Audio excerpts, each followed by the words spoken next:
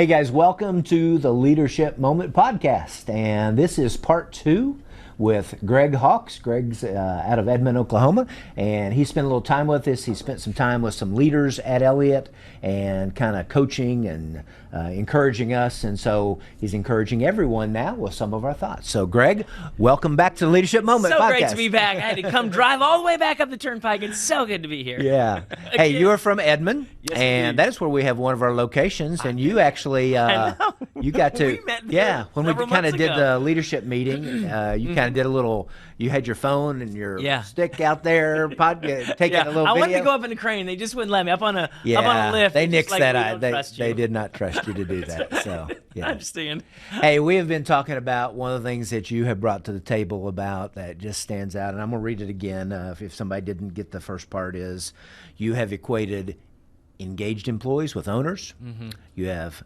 disengaged with renters, and actively disengaged with vandals. And your phrase is, owners bring their heart, head, and hands, renters bring only their hands, and vandals bring division. So Yeah. I'm just telling you, I hope everybody out there, just go, man, I get that owners, renters, and vandals kind of things. And one of the things we talked about last time, I was asking you, I said, let's try to make it practical with a leader who has a few people with them, and when they can kind of go, probably that's a little bit more of I see a little more renter out of this person.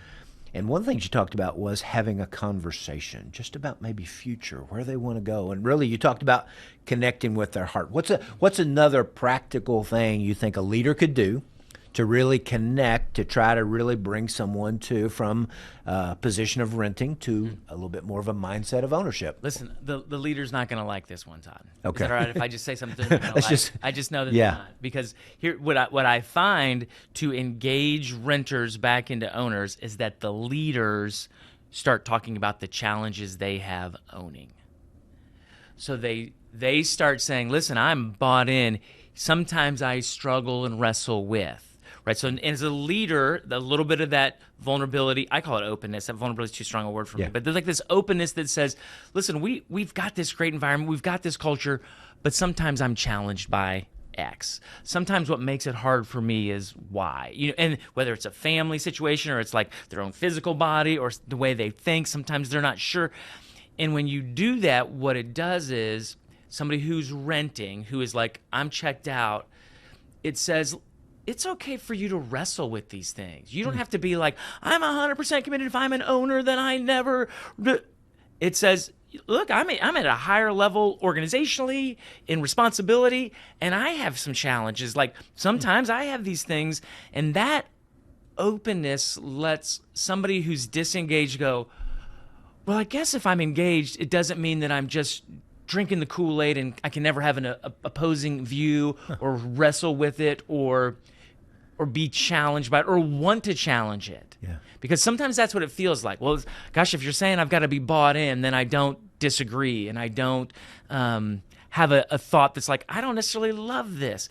And to have a leader say, I wrestle with this certain thing or that certain thing, because everybody does. It's not just like I'm all in. It's like, well, sometimes what challenges me about this is the time and energy it takes. Yeah. Right. It does take a little bit extra sometimes in my mind, and sometimes I'm having harder conversations that if I wasn't bought in, I just wouldn't bother with. But because I care, sometimes it puts me in situations that are sometimes awkward for me, and I don't love that. And sometimes it stretches me, and sometimes I avoid it.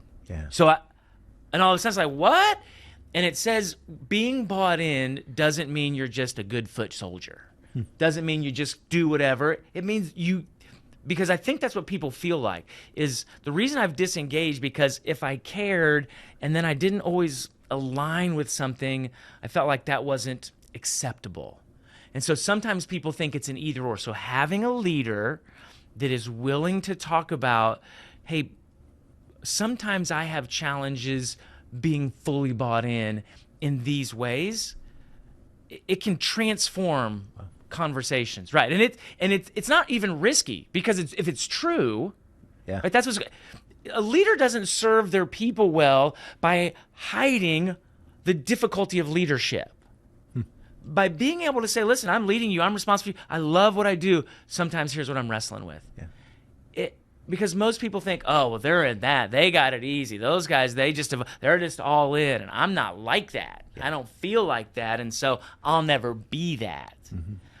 So that's the second one. And that one's, I'm telling you, it's hard to do. Well, I see two challenges in that. is one, just doing it, being open. Yeah. And then the second one is being balanced. Because like you said, in our first part, you talked about ownership and culture, and I was like, rah, rah. And I was like, wow, that's great. But balancing it with sometimes there's challenges, and also sometimes it's great. Yeah. So being able to Haven't be you been alive, balanced man? with that. Yeah, that's life. Right? Sometimes it's great and sometimes it's hard. But I think leaders sometimes because sometimes as leaders, I think we can be very guarded. And again, just get focused on the job and let's get through. It probably is doing a little bit of this. Yeah. Well, and honestly, like when I think of you all and I think of your top leadership, that's kind of what that environment was that we were in, is you're bringing in younger leaders and letting them hear that more veteran leaders wrestle with things. Like we're working through this. So you get a little bit of exposure like, hey, they don't have it all figured out. Yeah. They have disagreeing opinions. Yeah.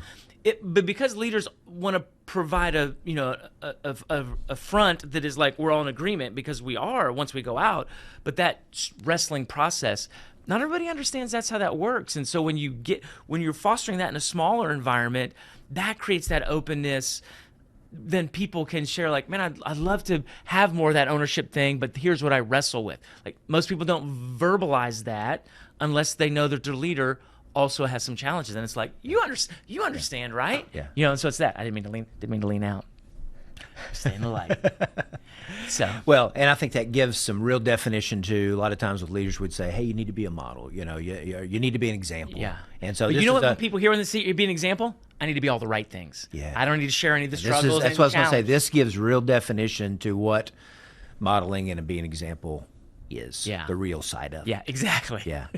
Hey, one of the things that we talked about the first time was we said you created kind of a heartbeat of who you are and who your company is and what you do, and that's what you sent out to Elliott the first time when we got it. Yeah. Okay, and it had that owners, renters, and vandals, but it really kind of went on to kind of give about 5, I'll call them pillars, big ideas that back up who you are and what you are. Now we're not going to go through all of them because we probably don't have time. We don't. I want to do part 3s, 4s, and 5s. The first one is big commitments. Okay, if you're an owner, you make a big commitment. But the second one that I do want you to talk a little bit about is you say if you have this ownership mindset, you increase value. Yes. And you use the word. I went back and looked through the summary, but one of the words that stood out, you just said they try to make things better. Yeah. That's pretty simple, but I know. What's that mean? I mean, what would you say to somebody out there? For me, what would you mean? Be better. A lot of people find reasons why they can't do better. Listen, nobody gives me a budget. No, I don't have any authority. I'm just out here doing my job. Like I don't get to have an influence on making things better. So I'm just here doing my job, and that seems reasonable. Yeah. And that's the renter.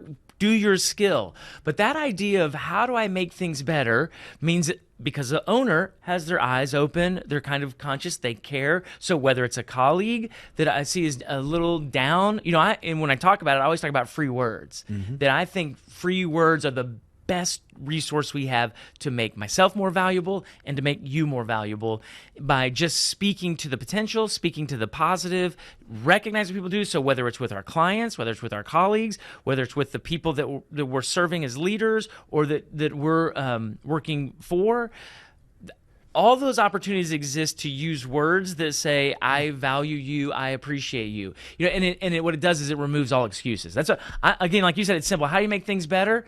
Find something good to say about somebody specifically. Yeah. And so, I don't know how far you want me to go in talking about it, but I think expand. We talked about the first one that we talked about in part 1 was about having some conversations with people. And I know when I read this one, there was a lot of words, and it was not only that I can increase value, but I can increase value in somebody. Absolutely. With those words. Listen, this is the one, this is the thing I love most about this message, this phrase. I say this every time, and I'm like, please write this down. People like people who like them. Huh. So I'll say it again, because it's always like, wait a second, what? People like people who like them. So if I just hang out with you and I said, Todd, I just really like you. Yeah. there's something and I'm sincere about it. Yeah. There's something in you that's like, Greg, I don't even know if I like you that much, but I feel like I like you too, because it's reciprocal. Yeah. And it's not so much that I'm just trying to get chummy or use, like take advantage of it. It's that if I start out from a place of liking someone, it has a reciprocated effect that lets us build a relationship where trust happens. Oh, yeah. And so that's why I want to build likability. And I'll jokingly say, you don't have to be a likable person. Like, you could be a crusty, unlikable person. But if you like someone, if you say, I'm going to like you based on who I am, not on who you are. Because people say, oh, I don't like this about them. I don't like that about them. I don't like to do that. Well, of course, there's always things about people we don't like. But if I say, I just start out liking you, and I like you based on who I am and not who you are, it causes you to be drawn to me, which then enables us to have trust in a greater depth. And really, it's always important for leaders to know people don't trust people they don't like. And if you think it's fine to be a leader and go, I don't like a few of these people that are working for me, and it's fine if they don't like me, it's not. It's not. It puts things at risk. That's a big statement right there. Yeah. Well, and sometimes leaders don't have the privilege of not liking the people they lead. Gotcha. They just don't. And if they do, they're going to have an environment that's too risky, particularly in the business that you do, because safety is so essential. You need a level of trust that a leader can nourish and nurture by liking the people they're leading. It enables that environment to happen. Now, we're going to get to trust, because that was kind of part of your message that day that I felt was a big block of what we talked about. But you're saying the liking and increasing value. And that causes people to feel value. Like if I say, surely you've had that. And as leaders, when you see potential in somebody and you speak to that potential, and then they get to live into it, because that's the gift of leadership. You get to tell somebody, I really see this in you. And they're like, I didn't even see that in myself. I mean, many people have had that experience, and then they get to live into it, because, I'm a believer that motivation is an internal. So when I say, man, Todd, I see this in you, I really appreciate that attribute about you, that characteristic about you, you don't walk away and go, I'm going to do that again so Greg pats me on the back. You go, I like seeing myself and being that kind of person too. I'm going to lean into those behaviors because I want to be that person. Not an external, oh, Greg will come around and pat me on the back next week, but it's I want to be that person. So it's an internal motivator that those words offer. I thought increasing value was your thing was great. Here's the third one. They reach for responsibilities. The fourth one was intentional inclusion, but the fifth one is the one I want to talk about. Seeing the big picture. Okay, now put that in the context, because I thought the metaphor of the house and rooms. Kind of lay that out for everybody. Because I talk about all of this in context of owning houses and having tenants and talking about rooms. And so this one resonates a lot because I talk about roommates. I have 5 Alpha Gamma Delta girls. Move into a 4-bedroom house. 3 of them got their own rooms. 2 of them shared the rooms. The girl up in the top, she made it customize hers. And then my 2 girls down in the bottom, they put iron burns. They're ironing whatever they do for sororities, burn my carpet. And the punchline is the girl up in the middle room, up in her own room, she doesn't care at all what happens in that master bedroom. I'm like, what do you think she cares about? Her room. And the reality is no room, no department, no location, no line of service has value outside of the company, outside of the house of Elliott. It's the house of Elliott, and you guys got lots of rooms. Yes. You guys have like a neighborhood of houses, honestly. You've got a whole homeowners association because they look different, they serve different skills are required, and different strategies are needed for those rooms to be successful. And yet they still are all under the covering of Elliott. And so that valuing, and really, Todd, and this is what I really appreciated about the time that we had together. Most of the time, the challenge I face when working with organizations is having those top leaders come together and they think they're representing a room. They're like, I'm here for the Edmond office. I'm here representing Broken Arrow. I'm here for this division of our workforce. And they all come, instead of saying, I'm here for the house, I'm here for Elliott, and then I take my loyalty, commitment, my ability to think and care and serve, and I take that back to the room I've been entrusted with for this season of my life. And that little shift makes a huge difference. And so what I find is, and why it's so important for several reasons, and you guys are Lencioni folks. That's why I was like, you guys have a lot of Lencioni principles in this one that's about, how leadership, wherever there's that faction that says I care about my department more than I care about the whole, and it feels like that's what you want. Like, aren't I supposed to care about my room because I have the skills, I have the knowledge, I have the education, I have the experience? Yes, please do that. But that's all renter attributes, right? And it's the thing that's heart and spirit and thought is ownership. And so I'll always say, and this is really a great kind of litmus test, when another room affects your room negatively, how do you respond? Because that's a real quick indicator. Like, oh, those guys over those guys over there, man, back in Kentucky, over in Virginia, and they're down in Houston. What in the? And you start hearing how when they do something that negatively affects you, whereas you're the owner of the house, you're like, what? We got a room that's having problems. What do we need? What resources we need to pull together to get that room healthy? Because this whole house suffers when one room's healthy. So if you're going to just complain about them, you're not going to be helpful. As an owner, I want the house healthy. I care about the whole. Now, I can't go do every job, and we can't ask people to do that, but we can care, and our words will reveal how we sincerely feel about the other rooms, if you will. And so that one's so important because especially in your operation, Elliott, people have there's so much opportunity for adventure. Yeah. Like, listen, if this room you're in right now, you're thriving, there could be something else that comes up that may be a challenge for you, or may just be asked of you. We need you to go to a different location and serve this area now. And it's just part of your progress and your journey and your leadership. And so if you have a mindset that values the whole first, it just opens up possibilities for you. Yeah. And you serve people better that way also. And it almost seems like a foreman who leads 3 or 4 people, they're not just concerned about their crew, but they're concerned about other crews that they work with. Right. A general foreman who might oversee. It's not just about the crews I lead. Yeah. At region, same thing. We're out here in the Western region. Is the Western region concerned about the Eastern region and the Central region and the Mid? So yes, it's just having a greater mindset. Really, and I know one thing you said in read this is you said this is a total heart issue. It's a totally right, exactly. Because you can't do all those other jobs. Yeah. You can't go, hey, how are they doing? I need to apply myself. It's a total heart issue. But man, there's a lot of things that come out of the heart that aren't skill centric, that really foster an environment then for people to thrive.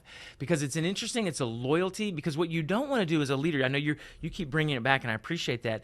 You don't want the team you're leading to just have a loyalty to your one location and your one division and your one department, your one thing, because that stifles the possibilities of what they could be and where they could go. And so that fostering an environment that says we value the whole. And so if somebody's looking at an opportunity somewhere else, it's not like a threat to the leader. Yeah. It's like, we're looking for this whole house to provide you opportunities literally for the rest of your life because you own this. Let's not forget, you're an owner of the whole house, not just of this location, not just of this activity. One of the things we've talked about here is early on, probably 5 or 6 years ago, I heard we talked about, when you get hired here first, it's kind of, you start with me, but then you learn about we. Yeah. And can you make the transition to where you care about the big E was kind of the phrasing of that kind of thing. So big E. Yeah. Hey, we try to keep these to 20 minutes. We got about 3 minutes left. Oh, maybe. All right. I know. One of the other things you talk to us and help make the connection with some of these principles to trust, and you've alluded to it a little bit, just the value of trust. And you did an exercise with a mousetrap where you had somebody lead me around. I had my eyes closed and I had to set off a mousetrap with this guy guiding me. Yes, with your eyes closed. Yeah, so that was a great exercise. Don Adkins now has a huge mousetrap because he was scared of mousetraps. He was. Yeah. Has he gotten through that? No, he's still in therapy for that. Yeah. So, talk to us. Let's end today with trust. Okay. What is somebody? I'm sorry, I'll let you ask your question. If I'm a leader out there, because one of the things you talked about was thick trust and thin trust. Yeah. And one of the things you left us with that day, you ate lunch with us, and then you kind of got on your plane and headed back here to Oklahoma. Yes. But you left us with a question. You said, what can you all on your all's teams do to thicken trust? So what would you say to somebody out there, a leader, let's talk about that foreman, that general foreman, then go, you know what, we could get better at trust, I think, on my team, Greg. What can we do to thicken it? One of the things we talked about, I can't remember if it's this part of this one, about, first of all, being open. So a leader being open, that models. You talked about the modeling. Yeah. I love all of that. Second, a leader that is willing to admit failure. admit a thing again, because this is what's hard about trust, because as the leader, we always go first in the thing that will cause people to go, oh, that I thought it was one thing and it's a different thing, and they're sharing that. So one of the things that accelerates trust is having an open dialogue. In that mousetrap exercise, one of the things we talk about is, do you share vision? Or do you just say, here's the job, do this job, and when you're done with this job, we'll go to the next job and I'll tell you what to do for that job, instead of saying, hey, here's what the next 3 months looks like, and I want to involve you. So trust is an openness. It's a sharing of failure. It's an involving. You're not at my level, but I'm going to do everything I can to expose you to everything I know, because I'm trying to let you know I trust you with what I've been entrusted with. So I'm hearing this from our top leaders. Here's what the roadmap is for where we're going. I want to get you in on as much of this as possible, instead of me just saying, all right, you're right here, just do this one little task, and then next week I'll have you do this one little task, and then we'll go to this. I'll say, hey, listen, here's the next quarter. I want you to be in on it. So involving people to the extent that you can share everything you know about forward progress and future really grows trust.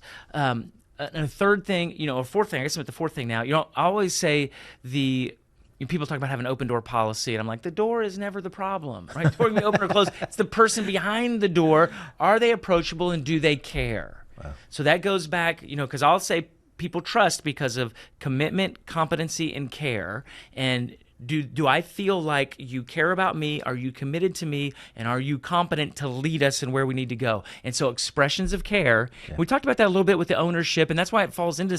That's why those work really well together. That whole morning we spent together, trust and ownership, because they really do go hand in hand. The more bought in you are, the more willing you're to extend trust to those that you're leading, because if it doesn't work out, it'll fail. It doesn't go. We'll try again, because we're in it because we care about each other. We care about each other's growth, and so I want to extend that opportunity to involve you.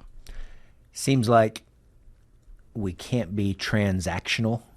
Yeah. We have to try to be transformational, and so that's what I've got to keep in mind. Is if I've got some people that are on my team, I want to help transform. I want to transform their heart, because that's what you're trying to do with owners. Yeah. Listen, transformation happens with transparency. So you be as much as you can be transparent with the good and the bad. It enables and fosters that environment of trust to transform. Well, I know we could talk a long time, but you have given lots of nuggets and good golden stuff here. We have that digital format too. That's right. If anybody wants the we digital can make copy, that. we can email it. You all have it. Yeah, Todd has it. Yeah, you contact me, and I would love to let you know more about Greg's work, as well as some of his thoughts. But thanks for being with us today. Thanks for being here today. Thank you. And you are also going to create a few leadership moments about a few of these ideas. So they definitely want to come back and watch those. We'll get some ideas out there. But thanks for being with us today, Greg. My pleasure. And thanks for being with us today on the Leadership Moment Podcast.